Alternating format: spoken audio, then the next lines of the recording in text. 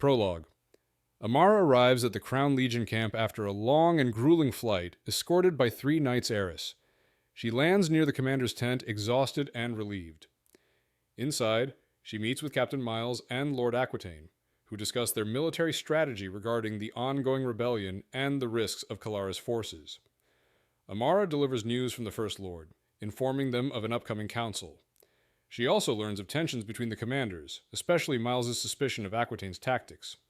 Meanwhile, Tavi, training his Furycraft, is urged by Kitai to slow down and seek proper instruction, but he remains determined to improve his skills.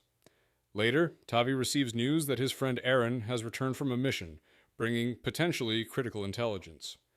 As Tavi prepares his forces for the next move, Araris, Isana's bodyguard, arrives with urgent news about Tavi's need to know the truth about his past, which Isana has kept hidden.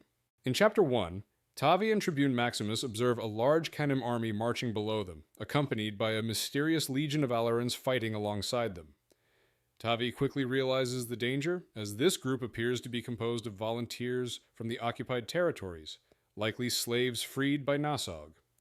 Tavi struggles with the moral dilemma of attacking Alerans, even though they are enemies now, and contemplates the long-term consequences of wiping them out.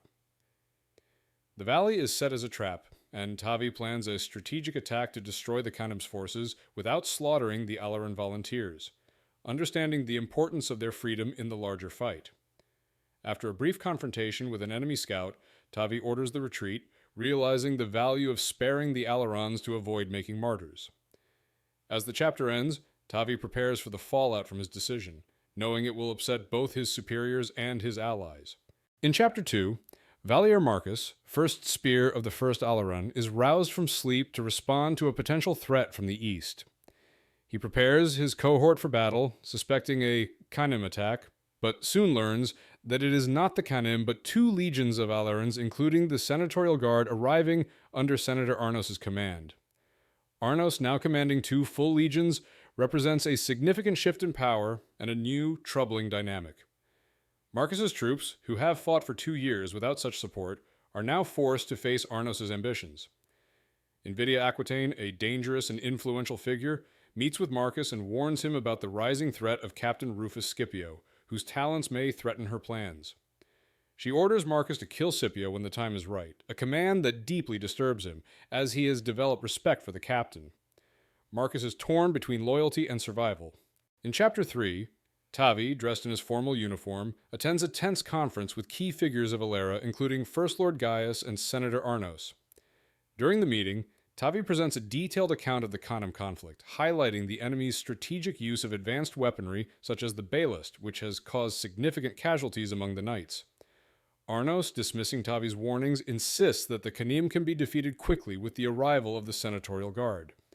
Tavi counters with concerns about a new force of former slaves fighting for the Canim, but Arnos labels them as traitors, dismissing Tavi's arguments. Gaius steps in, advising Tavi to stay focused on his command and work with Sir Cyril to manage the situation. Despite Arnos' reckless plans, Gaius tasks Tavi with holding the region for 3 more months until reinforcements arrive. Tavi accepts, knowing the grave consequences of the Senate's misguided decisions. In Chapter 4, Gaius and Amara leave the command building after a tense meeting with the War Council. Gaius reflects on the growing respect for Captain Scipio, noting that his charisma mirrors that of Princeps Septimus. Amara shares rumors about Scipio's lineage, hinting at a potential connection to Gaius' son. The discussion shifts to the strategic situation, with Gaius acknowledging his limitations and the toll of leadership. As they prepare to depart, Gaius surprises Amara by taking her to Calare instead of returning to the capital. He explains his intention to remind the realm of his authority, emphasizing that allies and enemies alike have forgotten his power. Gaius reveals his plans to go to war and insists that Amara accompany him, signaling a new phase in the conflict as he prepares to assert control over the realm once more. In Chapter 5, Isana visits Tavi at his office, where they share a warm reunion. As they catch up, Tavi confides that he's aware of the rumors surrounding him, including those about his parentage and his relationship with Kitai. Their conversation is interrupted when Isana learns that Senator Arnos' Singulares have arrived to collect intelligence reports. Tavi handles the confrontation with calm authority, dismissing the singulares with a mix of diplomacy and subtle threat, buying time for his allies to arrive. As the situation resolves, Tavi reveals he has important intelligence on the Canim's movements, which could end the war if handled correctly. Isana is left wondering about the gravity of the situation. Tavi's trust in family is highlighted when he dismisses her concerns about being a client of Lady Aquitaine, revealing his belief in familial loyalty. Isana, feeling the weight of her own secret, chooses not to reveal the truth about her allegiance. In Chapter 6, Tavi reports to a room filled with officers from both the First Aleran and the Senatorial Guard, led by Sir Cyril. After outlining the First Aleran's operations against the Canim, including the retaking of Founderport and Valkisgard, Tavi reveals intelligence gathered by Crown's cursors, showing that the Canim have been gathering wood and shipwrights, possibly to build ships at mastings. Tavi suggests negotiating with the Canim, who might want to leave Alera, but Senator Arnos dismisses the idea, insisting on an offensive to wipe out the Canim. Arnos announces plans to march on mastings in 2 days. Tavi and Cyril discuss the strategic risk of the march, noting Nasog's potential for heavy resistance. Tavi, determined to explore a diplomatic solution, is advised by Cyril to focus on the immediate military situation. The chapter ends with Tavi preparing for the upcoming campaign, despite his doubts about Arnos' approach. In Chapter 7, Marcus meets with Lady Aquitaine and Senator Arnos in his shabby refugee camp tavern to discuss strategy. The conversation centers around the consequences of political decisions and the unfolding situation with the Canim. Marcus observes the poor conditions in the camp, which highlight the harsh reality of the conflict. Lady Aquitaine is wary of Tavi's growing influence and proposes removing him from command, seeing him as a threat. Marcus cautions against direct action, suggesting instead to weaken Tavi's position by targeting the loyalty of his legion. The meeting becomes tense as Arnos demands to know Marcus's motivations. Marcus strategically navigates the conversation, leveraging Arnos' paranoia and Lady Aquitaine's influence. The chapter concludes with Lady Aquitaine hinting at a subtle approach to neutralize Tavi, revealing her political scheming and Marcus's role in maneuvering the players in the power struggle. In Chapter 8, Amara and Gaius engage in a high-speed aerial journey to Calara, where Gaius proves to be far more powerful than Amara in flight. Despite Amara's exceptional skills, Gaius outpaces her using a northern wind fury to enhance his speed. The journey's grueling, and Amara is exhausted when they finally land in a dense, unfamiliar forest. Gaius reveals that they are in Calara's borderlands, and their goal is to reach Calari itself without using Furycraft, as Calaris' Furies would detect them. Gaius plans to break Calaris' power through a subtle and unknown method. Amara expresses concern, but Gaius reassures her with his trust. The chapter ends with Amara encountering her husband Bernard, who arrives bearing fish. Their reunion is passionate and intense, highlighting their deep affection and the personal bond between them amidst the political struggles they face. In Chapter 9, Tavi struggles to manifest a fury from a stone, growing frustrated with his lack of progress. Kitai, his Marat companion, offers some advice and tends to his wounds after a sparring session. Aaron arrives, and they discuss Tavi's ongoing challenges with Arnos' battle plan and the Canim's movements, particularly around mastings. Tavi reveals his plan to send Aaron on a dangerous mission, to arrange a meeting with Nasog, the leader of the Canim, to negotiate. Despite the risks, Aaron agrees, understanding the delicate nature of their task. Tavi expresses hope that Nasog will be open to conversation, though he remains uncertain about what to expect. As they prepare for their march at dawn, Tavi is determined to take action, knowing that the war's course must change before it's too late. Kitai reassures him, and they ready themselves for the upcoming challenges. In Chapter 10, Tavi is confronted by Araris, who has something important to discuss before he heads out to the field. Araris reveals the truth about Tavi's parentage. Tavi's mother, Isana, had kept secret that his father was Princeps Gaius Septimus. Araris explains that Isana hid Tavi's identity to protect him, fearing that revealing the truth would make him a target. Tavi grapples with the shock and pain of this revelation, feeling betrayed by Isana's lies. Despite the turmoil, Araris urges Tavi to reconcile with her before leaving, as she is devastated by the situation. Tavi, overwhelmed by his emotions and responsibilities, struggles with the weight of this newfound truth and refuses to confront Isana. In a final moment of tension, Araris formally acknowledges Tavi as the rightful heir, Gaius Octavian, Princeps of Alera, leaving Tavi to face the enormity of his new role. In Chapter 11, Marcus commands the First Aleran as they reach the Canim's defensive position at Othos. The battle unfolds with the First Senatorial attacking, followed by the Second Senatorial's assault, which eventually breaches the Canim defenses. However, the fight becomes brutal as the Canim retaliate with devastating stone-hurling slingers positioned on nearby bluffs. The Aleran forces struggle with these unexpected tactics, resulting in heavy casualties. The battle reaches a turning point when reinforcements, including the Knights Heiress and 13th Cohort, break through and take control of the town. After securing the town, Marcus receives orders from the senator to meet in an hour, though the captain believes the senator will not be pleased with his late intervention in the battle. Despite the heavy losses, Marcus is tasked with sending medical teams to assist with casualties, and the captain reflects on the cost of victory as they prepare for the next stage of the campaign. In Chapter 12, Tavi and Araris arrive at Othos, finding the town eerily quiet and the townspeople gathered in the square, surrounded by the First Aleran soldiers.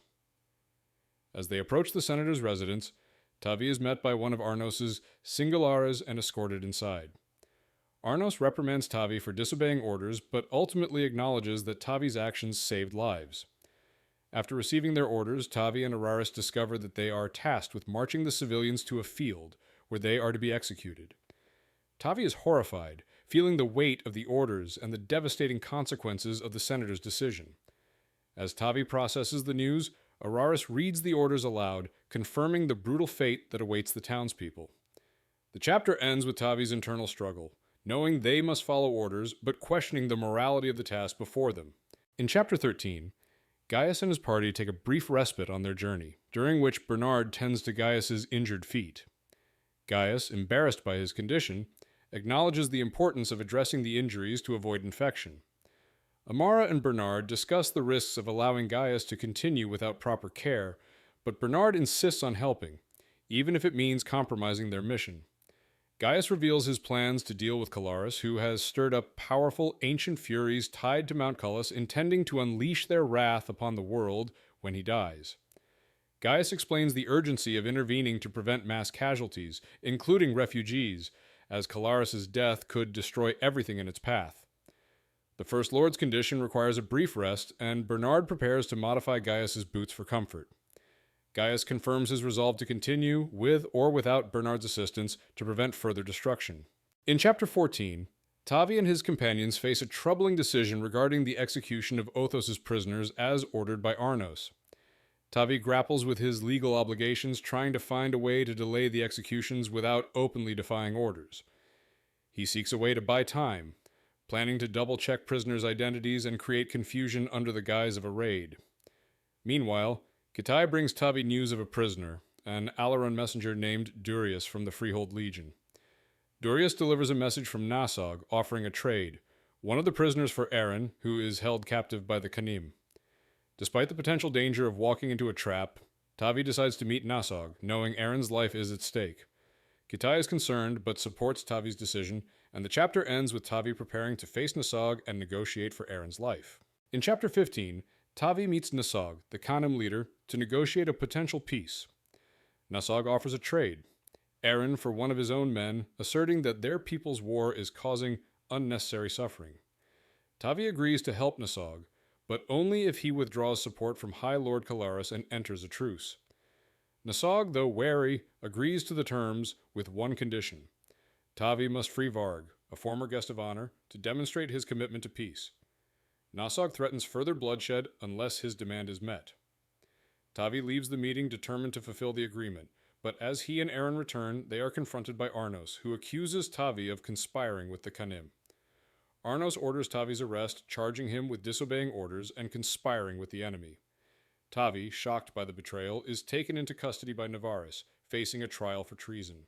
In Chapter 16, Marcus faces the emotional weight of the prisoner's situation. A young mother, Estellis, approaches him, asking why the prisoners are being held without answers. She and her daughter Astara are among the many non-combatants in a vulnerable position. Marcus, torn by the situation, realizes that their fate may soon be sealed due to Arnos' orders.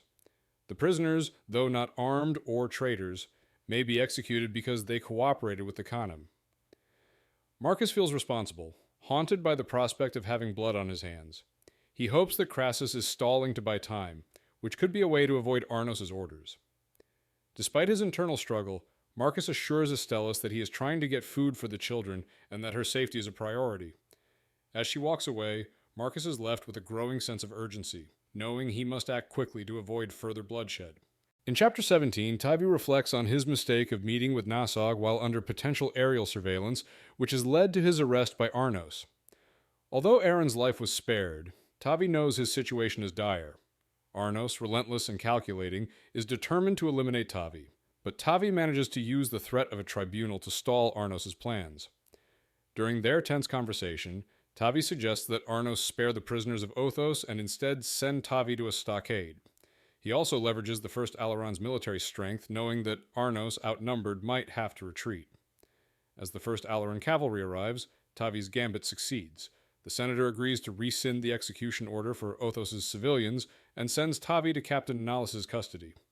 Maximus, the tribune, is reluctant to leave Tavi, but ultimately obeys his order. With the confrontation avoided, Tavi's next challenge looms. In Chapter 18, Marcus meets with Captain Nalus, who seeks advice on how to handle Tavi's request for a meeting with his officers. Despite reservations about Tavi's loyalty, Nalus agrees to allow it, trusting Marcus's judgment. The two share a moment of camaraderie, reflecting on their past and the challenges ahead. Meanwhile, Marcus helps facilitate Tavi's escape by ensuring the villagers of Othos are spared execution. Lady Aquitaine, who oversees the political maneuvering, praises Marcus's strategy but remains wary of Tavi's influence. She questions whether the First Aleran will support Arnos, depending on Tavi's actions. Marcus, however, feels the pressure of his own precarious position, as he knows too many secrets that could cost him his life once Lady Aquitaine gains power. Despite his fears, Marcus is resolved to keep Tavi alive, believing that as long as Tavi is free, there is hope for Alera's future. In Chapter 19, Bernard, Amara, and Gaius are forced to take cover when they encounter a patrol of bandits from Calara. Bernard uses his woodcrafting to conceal them, allowing them to avoid detection. After the bandits pass, one of them stops and becomes suspicious, but Bernard remains perfectly still, ready to defend them. The tension eases when the bandit is distracted by another rider. Gaius, still recovering from his injury, is in pain but continues to push forward. Amara tends to his foot, which has not healed properly, and the group decides to rest briefly. Bernard reassures Amara that Gaius will be fine as long as his condition doesn't worsen. However, Gaius insists they cannot afford to waste time and resumes the journey. As they continue toward Calare, Amara remains vigilant, worried about Gaius' condition and the dangers ahead. In Chapter 20, Isana is summoned to Sir Cyril's office, where she finds Tavi, who has been arrested and charged with treason. Tavi reveals that he was accused after refusing to carry out an execution order from Arnos, which led to his arrest. He explains that he stalled the order to meet with a representative of the Canim and strategized to avoid a larger conflict. Tavi discusses his decision to leave Crassus in charge of the Legion to prevent Arnos from escalating the situation, highlighting Crassus's powerful family connections. Cyril is initially shocked, but listens as Tavi explains his actions. Tavi reveals that his true name is Gaius Octavian, the son of Gaius Septimus, and Isana confirms this by showing the signet ring given to her by her late husband. Cyril is visibly stunned, and he kneels to pledge his service to the crown, now recognizing Tavi's true identity.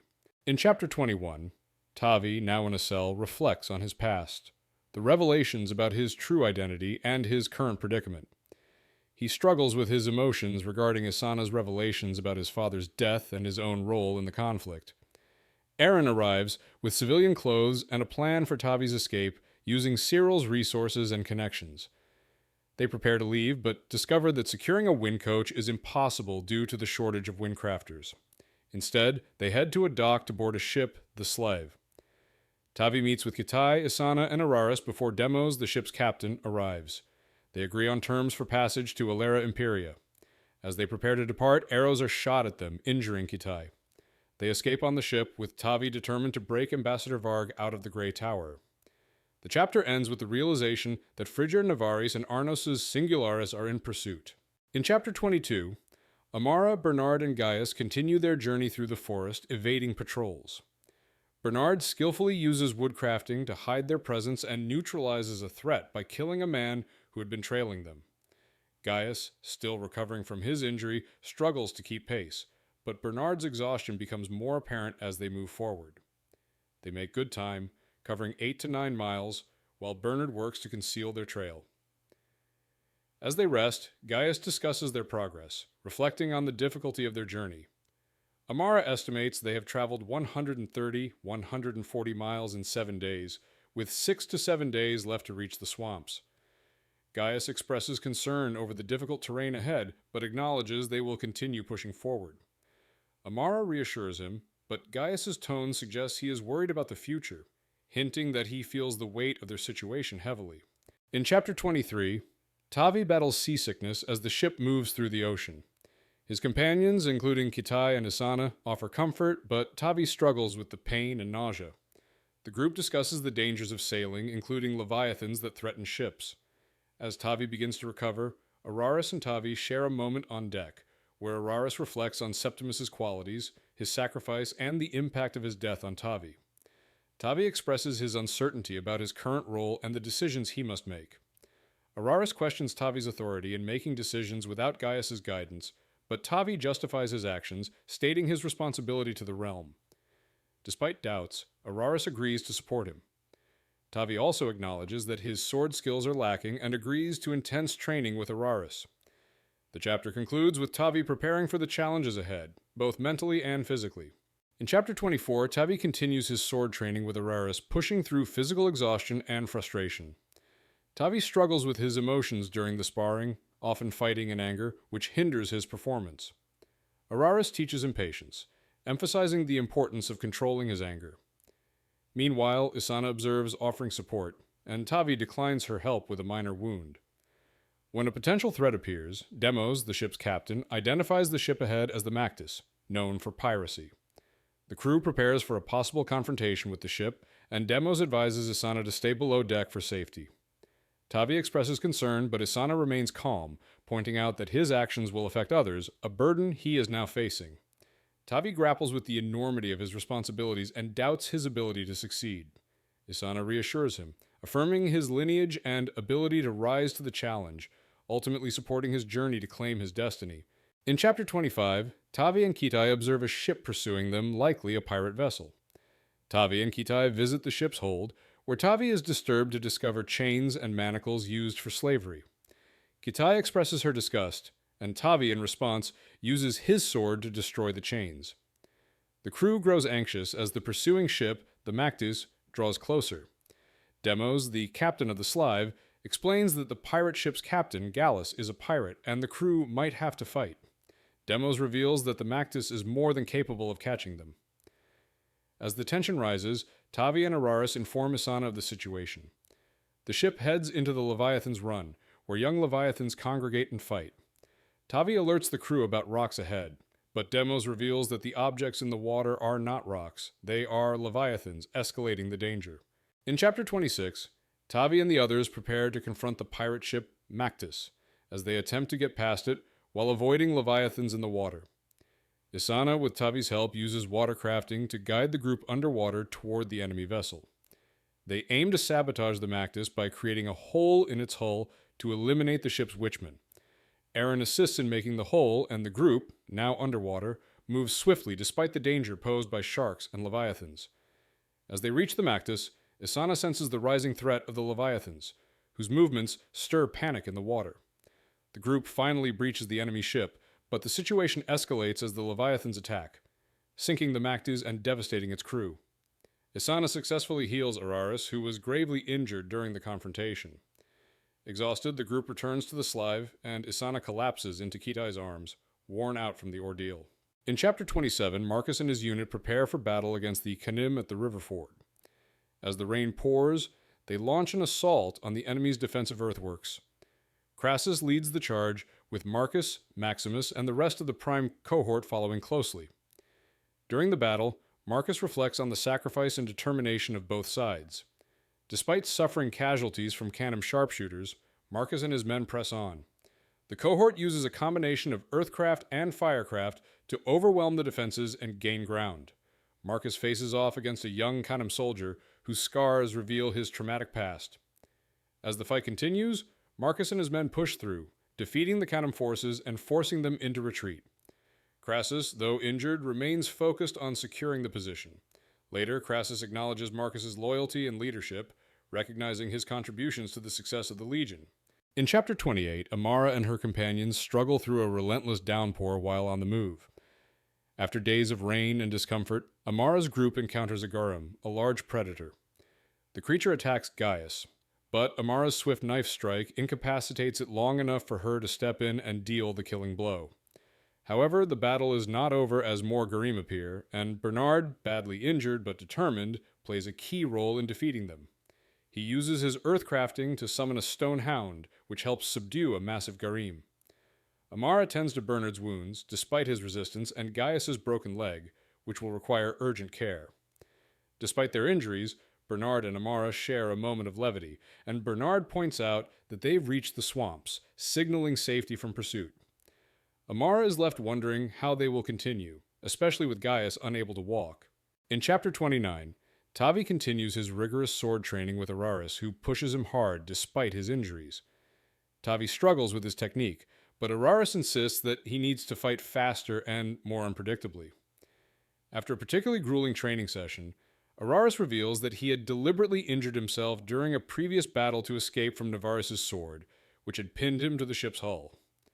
Meanwhile, Tavi confides in Aaron about his parentage, revealing that he is the secret son of Gaius Septimus and that his true identity as a potential heir to the First Lord is hidden. As they discuss the risks and implications of this revelation, Tavi stresses that their mission, to broker peace with the Canim and defeat Calaris, is their priority. The chapter ends with Aaron reluctantly agreeing to help Tavi and a plan to procure the necessary supplies, including cold stones for their journey. In Chapter 30, Tavi and his group journey up the river to the capital Partia using a hired tugboat. Tavi's anxiety about the mission grows as Araris continues their daily sword practice, pushing Tavi to fight faster and anticipate attacks. After a grueling training session, Araris reveals that he was severely injured by Navaris in the past and discusses the sacrifices made during their battles. Meanwhile, Tavi shares with Aaron that his true identity as the son of Gaius Septimus is a secret, leading to a tense conversation about the risks of exposing it. The group also reflects on Isana's unexplained display of power, which might indicate she has more fury crafting potential than anyone realizes, possibly even more than Gaius intended. As they prepare for their next mission to rescue Varg, Tavi is filled with both hope and trepidation, unsure of what lies ahead but feeling a strange connection to his father's legacy. In Chapter 31, Isana struggles with the overwhelming emotions of the crowded city of Partia, which make it difficult for her to rest. After some time, she decides to take a walk and is joined by Kitai. The two women have a candid conversation about Tavi, with Isana pressing Kitai about her relationship with him. Kitai teases her, but ultimately reassures her about the nature of their bond. Isana learns that Kitai's connection to Tavi is deep, and the Marat girl shares her feelings with Isana, revealing her emotional depth. Kitai then leads Isana on a stealthy mission to steal cold stones, which they need for their mission. Isana is reluctant to participate in the theft, but agrees to accompany Kitai under the condition that they will talk about Tavi. The chapter concludes with them heading out into the city, Kitai continuing to explain her unconventional methods. In Chapter 32, Amara and Bernard navigate the difficult swamps while caring for the injured Gaius. The swamp's harsh terrain and constant presence of garim make progress slow and exhausting. Bernard, still recovering from a head injury, begins to show signs of worsening vision and increasing pain, which Amara notices as they move through the swamp. Despite his condition, Bernard insists on leading the way, and Amara reluctantly agrees. When Gaius develops a fever, Amara checks his wounds and worries about his worsening condition. Bernard continues to push forward, but Amara fears for his health, contemplating the idea of easing their burden by allowing Gaius to use his Furycraft to heal them. However, she is conflicted and struggles with the possibility of sacrificing Bernard for the greater mission. Bernard reassures her that they must focus on one step at a time, and they continue their journey with determination. In Chapter 33, Tavi and his team prepare for a raid on the Grey Tower to free Varg. The plan involves using disguises and subduing guards without killing them. Tavi, Araris, and Aaron sneak past the guards and infiltrate the tower, taking out a couple of Grey Guards quietly. The team successfully gains access to the tower, and Tavi and Araris head toward Varg's cell. Tavi is anxious about the mission, but they proceed with the plan, even though Tavi has some reservations about their disguises. After knocking out one more guard, they hear the sound of bells signaling the alarm, indicating something has gone wrong. The building begins locking down with steel portcullises, and Tavi has to rush to find Varg. Araris stays behind to hold the stairs, and Tavi moves forward to free Varg as the sounds of increasing chaos erupt around them. In Chapter 34, Tavi visits Varg's cell, a spacious suite in the Grey Tower. He negotiates with Varg to release him, offering a deal to return him to his people and end the hostilities with the Canim. After some tension, Varg agrees to cooperate. As they prepare to escape, the alarm sounds and they face increased opposition from the Grey Guard. Tavi, Araris, and Varg manage to fight their way through the tower's defenses. Tavi attempts to break through the steel portcullis but struggles with its crafting. Varg steps in, using his strength to rip the portcullis free, clearing the way for their escape. They face more guards on the stairs, and Varg uses the heavy grate to subdue them. Tavi urges the group to move quickly, hoping Kitai and Isana's part of the plan hasn't gone awry. The chapter ends with them heading toward the roof to escape. In Chapter 35, the alarm bells of the Grey Tower ring, signaling trouble for Tavi's group. Kitai, aware of the unfolding danger, urges Isana to hurry. Kitai uses a rope to help Isana scale the aqueduct, and they work together to clear a path to the roof.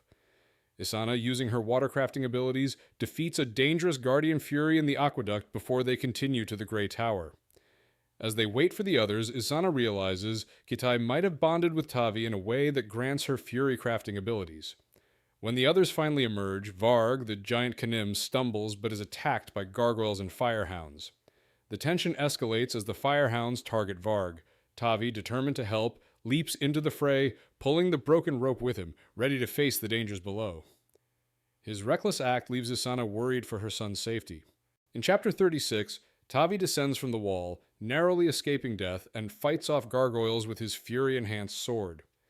Despite injuries, he continues to protect Varg, a cane, from firehounds and guards. After a fierce struggle, Tavi uses a cold stone to freeze the firehounds, buying them some time to escape. As they attempt to flee the Grey Tower, Varg is badly injured, but Tavi insists on continuing. They reach a waiting wagon, but their escape is hindered by the narrow streets and the Grey Guard's pursuit.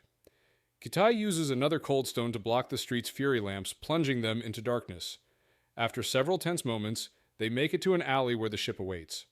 Tavi, exhausted and injured, leans on Kitai as they move forward, worried about Varg's condition, but too weak to help further. He drifts into unconsciousness, leaving his fate uncertain. In Chapter 37, Isana and the others face pressure as they prepare to move Varg, the injured cane, before the ship is searched. Demos insist they must leave soon, but Isana struggles with Varg's refusal to allow healing. Tavi, despite his own severe injuries, intervenes, surprising everyone by using his own form of communication to calm Varg. Isana heals Varg's wounds, but Demos warns they must act quickly. As the ship's hull shifts to hide them from detection, tensions rise, and Isana learns Tavi has known about his furies for nearly 2 years. The group waits anxiously in the hold, as Demos assures them the search didn't uncover anything suspicious. Tavi, exhausted, falls asleep, and Isana expresses concern about his furies. Araris suggests they should tell Tavi about their feelings for each other once things are more settled. The chapter ends with Isana continuing to tend to Varg's injuries. In Chapter 38, Valier Marcus is gravely injured during a battle with the Canim. A javelin pierces his armor and severely wounds him, but he manages to maintain control and orders his men to hold the line. After being dragged to the healer's tents, Marcus faces intense healing, and Foss works to save his life. He learns that the Prime cohort suffered heavy casualties, but they held the line and forced the Canim to retreat. Marcus, though weakened, receives reports from Crassus about the aftermath, including the Canim's losses and their progress toward mastings. Marcus is told to rest, but is troubled by Lady Aquitaine's political scheming. She plans to use Crassus to secure the ruins of mastings and suggests using him to eliminate a potential rival. Marcus is left with the grim decision of whether to carry out her orders to kill Crassus. He resolves to rest before making a decision. In Chapter 39, Amara, Bernard, and Gaius navigate the treacherous swamp, enduring harsh conditions. Bernard is increasingly weary, and Amara grows frustrated with their progress. During a stop, Amara uses her windcrafting to spot 3 enemy outposts, revealing that the enemy has set up guard posts with dogs. Amara reports back to Bernard, who realizes that using his fury to control the dogs would prevent them from being detected, but he would need to forego using a veil to hide them. Gaius suggests Amara veil them while Bernard keeps the dogs calm, but Amara admits that her windcrafting skills are not strong enough to sustain a large veil for long. Gaius, recognizing her potential, suggests they find a way to use her abilities effectively. With the evening setting in, they prepare to make a decision on how to move forward through the enemy's defenses. In Chapter 40, Tavi recovers from the effects of extensive watercrafting after the rescue of Varg. They travel downriver, heading toward Partia and then the open sea. Tavi spends some time on deck recovering from his nausea when he encounters Varg, who is still adjusting to his recovery. The two discuss their situation, with Varg acknowledging Tavi's role in saving him and expressing respect for his leadership. Tavi learns from Varg that the Cain had sensed similarities between him and Gaius Sextus. They also discuss the invasion, with Tavi revealing his theory that Sarl's flight was actually an attempt to set up a new colony. Tavi believes the Vord may have been released during Sarl's escape, putting both their people at risk. Varg agrees that they share an enemy, but is unsure how Tavi can convince his forces to stop fighting. Tavi commits to figuring out a way to help Nasog and his people. In Chapter 41, Marcus and Crassus discuss the ease of taking a ruined town, which feels suspicious given the Canim's strategic abilities. Crassus expresses doubt about the situation, sensing something is wrong, while Marcus remains more optimistic. Maximus reports that scouts have seen the Canim's defensive preparations around Mastings, which include layers of fortifications and stationed troops. Crassus worries about the lack of a fight for the town, suspecting the Canim may be planning a larger ambush. When Arnos arrives and orders the picket lines to stay close, Crassus disagrees, suggesting they spread them farther to detect a potential attack earlier. After a tense conference, Marcus adjusts a saddle for Nalus and notes the absence of Arnos's Singularis, suspecting something is wrong. The chapter ends with an urgent call to arms as Canim forces, numbering over 30,000, are approaching from multiple directions. Crassus prepares for the defense. In Chapter 42, Isana and her group arrive at Fell Cove, a small, seedy port town. They're trying to avoid detection by the Canim, using the port as a temporary stop before heading toward Mastings. The group meets Ibris, a local middleman, to arrange for horses, but Isana senses Ibris is worried and expecting someone. As the conversation escalates, Araris swiftly kills a man who appears to be a singular bodyguard of Senator Arnos. In the chaos, the town's structure is attacked. Marble walls fall, and an intense fight ensues. Aaron kills Siggy, a large man, while Isana uses her watercrafting to assist. The group is thrown into darkness when the Fury lamps are destroyed. A woman, Phrygia Navaris, captures Isana and threatens to kill them. The tension escalates as Navaris demands answers, and Isana is left in a dangerous standoff with a blade to her cheek. In Chapter 43, Tavi becomes uneasy as he senses something wrong during a tense meeting with Ibris. The situation escalates when Araris kills a man hidden by a windcrafted veil, and a war maul smashes through the wall, causing chaos. Tavi faces Phrygia Navaris, whose skill with a blade overwhelms him, and he narrowly survives several lethal attacks. In the darkness, Kitai, Aaron, and Araris struggle as Tavi is forced to rely on Varg for guidance. They escape into the night with Aaron critically injured. Varg performs a crude but life-saving procedure on Aaron, inserting a quill into his throat to keep him alive. The group plans to return for their allies, but Tavi realizes they must get horses first. Meanwhile, Tavi listens to Isana manipulate Navaris, creating doubt about her loyalty to Senator Arnos. Eventually, Navaris hesitates, and her reaction suggests Tavi is now the primary target. In Chapter 44, Amara practices creating a large veil under Gaius's guidance, expanding her crafting abilities. Bernard expresses concern over the daytime approach to the enemy, but Amara insists on proceeding, believing they will be less cautious. They move carefully through the swamp, passing by enemy positions unnoticed, but are soon pursued by hunting horns. Bernard, Amara, and Gaius run toward the mountains, and Amara uses her aircrafting to carry Gaius's stretcher. As they reach the mountains, Amara and Bernard are ambushed by immortals, and Bernard is captured. The enemy leader, Calaris' son, Brensis, taunts Amara and strikes her, but before he can harm her further, a powerful light appears, blinding the immortals. The voice of Gaius Sextus, First Lord of Alera, rings out, and he calmly answers Brensis' question. 3. signaling a significant turn in their fortunes. In Chapter 45, Gaius's voice shakes the mountains, commanding the immortals to stop. He displays his immense power as he eliminates them with a single word, causing their necks to snap. Brentsus, the leader of the immortals, faces Gaius but chooses to flee after a lightning strike almost hits him. Gaius, despite his overwhelming power, chooses not to kill Brentsus, citing the young man's potential and his reluctance to kill unnecessarily. He expresses his dissatisfaction with the situation, acknowledging that the immortals were once men, but now they are mere animals without choice. Amara, Bernard, and Gaius are left to face the growing threat from Calaris, who is gathering his forces. Gaius, now fully recovered, commands Amara and Bernard to guard him as they prepare to face the incoming Aleran Legion. They charge into the battle, determined to defeat Calaris' forces, despite being vastly outnumbered. In Chapter 46, Marcus and the First Aleran face a brutal battle against the Canim. The Alerans initially hold the palisade wall, but the Canim's new weaponry, including hafted scythes, devastates their ranks. Despite Marcus's efforts to maintain the line, the Alerans are slowly overwhelmed. The Canim unleash sorcery, with ritualists using fire to devastate the Aleran positions. Marcus is injured, and Crassus, initially hesitant, fights with renewed vigor, using his powers to aid the defense. The Alerans retreat into the ruined town as their ranks dwindle.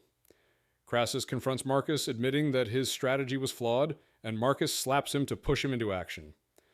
The First Aleran is now at half strength with no food or water, and the Canim forces continue to press. Crassus prepares a pavilion for the senator, but both men realize they are unlikely to survive the siege. In Chapter 47, Tavi and his group are intercepted by Canim and free Aleran soldiers. After a tense standoff, Tavi asserts control over the situation by addressing a Canim warrior, using language and intimidation to demand to be taken to Nasog. Once in Mastings, Tavi realizes the city is heavily fortified, with many guards stationed on the walls, but some are mere decoys. As the group approaches, Tavi sees the horrific sight of Alera and Holder corpses being drained of blood by ritualists, which confirms the Canim's use of blood magic.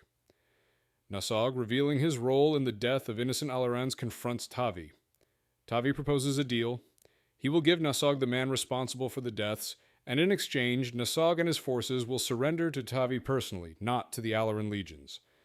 Nasog agrees, and Tavi sets a plan in motion, demanding healing for his wounded eyewitnesses and a temporary ceasefire to carry out his plan.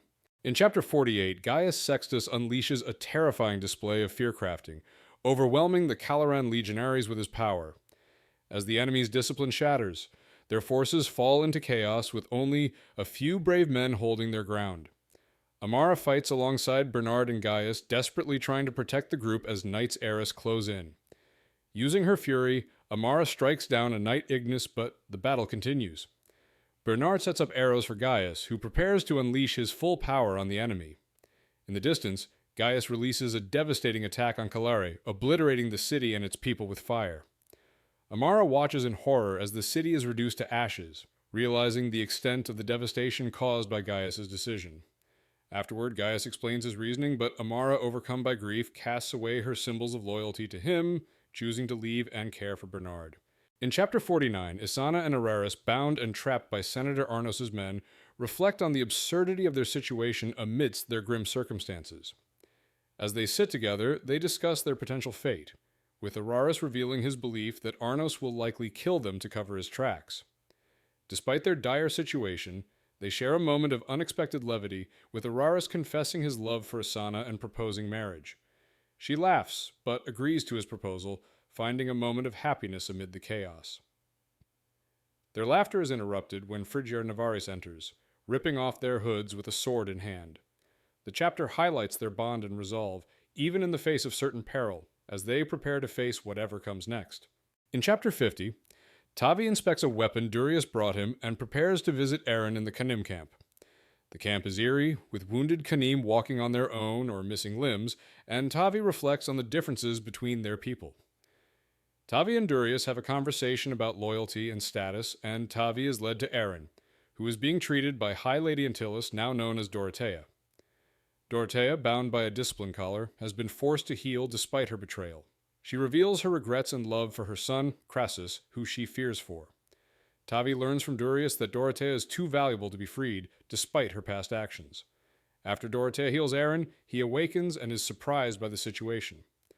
Tavi shares a risky plan with Aaron, who doubts its success but agrees to help, setting the stage for the next stage of their mission. In Chapter 51, Tavi and Aaron arrive at the First Aleran's encampment, passing through a ravaged battlefield and encountering nervous soldiers. Tavi reflects on the state of the camp, recognizing fear among the men, and reunites with Centurion Schultz, who is surprised to see him. Tavi and Aaron are brought inside the walls, and Tavi briefly exchanges banter with the soldiers. Crassus and his group arrive, and Tavi reveals his true identity, shocking everyone. He declares himself Gaius Octavian, son of Gaius Sextus, First Lord of Alera, and confronts Senator Guntus Arnos, accusing him of treason. The declaration is dramatic, with the ground shaking as Tavi makes his bold move to hold Arnos accountable for his crimes. This moment marks a significant shift in Tavi's identity and leadership, as he takes control and publicly confronts a major traitor to the realm. In Chapter 52, Tavi and Aaron arrive at the First Aleran's camp, where they find Schultz on the wall and exchange brief banter. Tavi is greeted by Crassus, who recognizes him as a former captain, but Tavi reveals his true identity as Gaius Octavian, the son of the First Lord. Tavi explains his challenge to Arnos, citing the Juris Macto, a legal trial to the death, as the only way to stop Arnos. He insists on fighting Arnos despite concerns from his companions, including Araris and Magnus, who warn him of the risks. Tavi is resolute, understanding the significance of the duel to prevent further bloodshed. He prepares for the duel with a formal declaration, signed with the signet dagger. As Tavi changes, Isana asks if he can win, and he reassures her, expressing his deep fear and vulnerability. The chapter ends with a heartfelt moment between Tavi and Isana, where he admits his fear and they share an emotional embrace. In Chapter 53, Marcus eavesdrops on a tense conversation between Senator Arnos and his legal advisor, who suggests renouncing citizenship to avoid Tavi's challenge. Arnos refuses, escalating the tension. Lady Aquitaine enters, reprimanding Arnos for his incompetence and his army's behavior. She proposes letting Tavi and Navarus fight, allowing Arnos to step away from the situation. Marcus receives the First Aleran's casualty list and discusses the duel location with Lady Aquitaine, noting the stakes for both sides. The conversation shifts to the consequences if Arnos loses or if Tavi wins. Marcus suggests using the situation to gain favor, but Lady Aquitaine is reluctant to risk her life. As they leave, they encounter Tavi, who jokes about Marcus's relationship with Lady Aquitaine. Marcus continues with his duties, preparing the south wall for the duel and ensuring it is cleared of debris. The chapter ends with Marcus readying for the confrontation. In Chapter 54, Tavi arrives first at the duel field, following protocol as the challenger. He and Araris discuss past duels, with Araris offering advice on patience and technique. Tavi faces Navarus, who is armed and ready to fight. The tension builds as the duel is about to begin, with thousands of onlookers, including Kitai, watching from nearby buildings.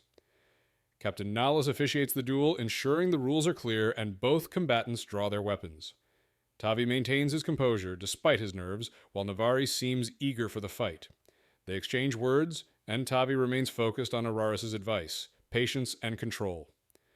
The duel begins with Nahlas' count, and the moment culminates in a roar of support from the First Aleran Legion, as Kitai calls for Tavi to win. Navarus charges at Tavi, and the battle is set to begin.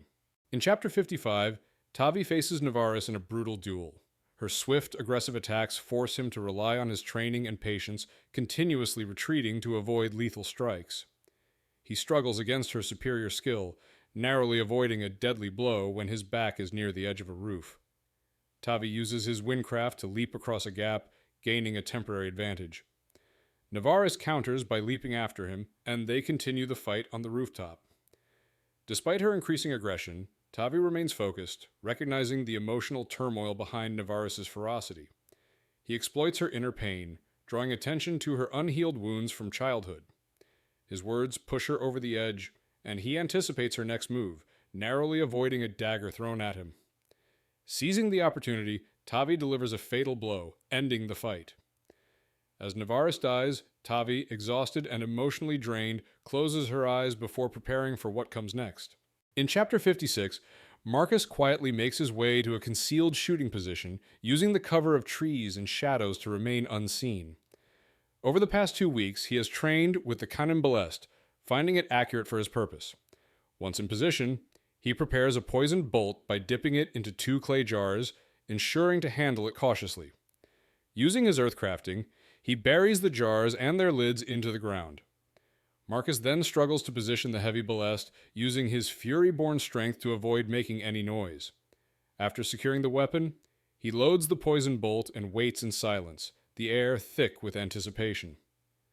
The chapter ends with Marcus poised, ready for the duel's outcome, his focus sharp and unwavering. In Chapter 57, Isana focuses on healing the wounded, using her powers to help men with severe injuries.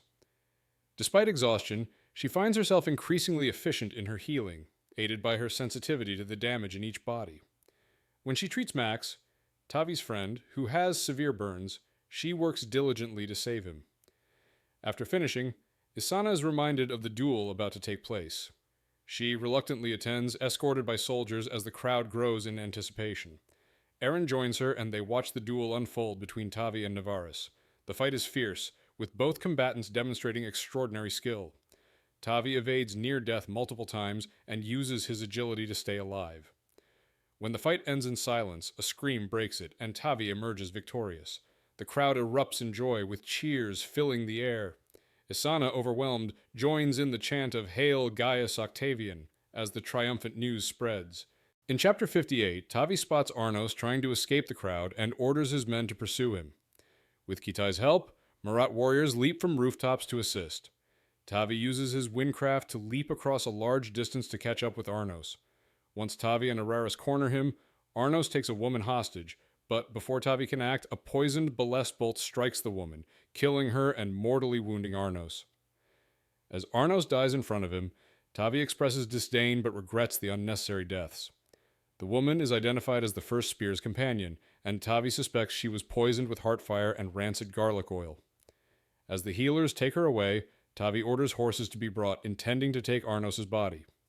He theorizes that the bolt was shot from inside the walls, and concludes that someone from within their ranks, not the Canim, is behind the attack. In Chapter 59, Marcus watches as Tavi, the princeps, rides out from the ruins with Arnos' body draped on a horse. Marcus reflects on his previous role in shadowing Arnos and the failed plans. He observes Tavi exchange weapons with a massive Canim warrior, who gives him a salute before the Canim army departs.